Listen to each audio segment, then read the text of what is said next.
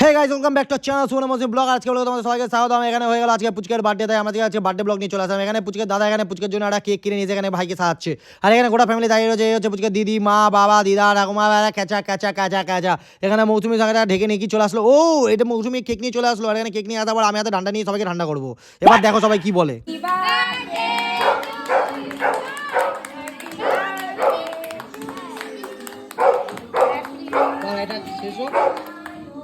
তারপরে পুচকে সঙ্গে সঙ্গে কেক কাটতে শুরু করলো এবং কেক গপ করে কাটলো। কেকটা কাটার পর সবাই মিলে এখানে ছবি তোলা হচ্ছে। আর কেউ পুচকে তো খুব আনন্দ করে কেক কেটে এখন মাকে খাই দিল। এবার বাবাকে খাওয়া দিল, বাবা বলছে আমাকে খাই দিলে, বাবা আবার বাবাকে খাই দিল।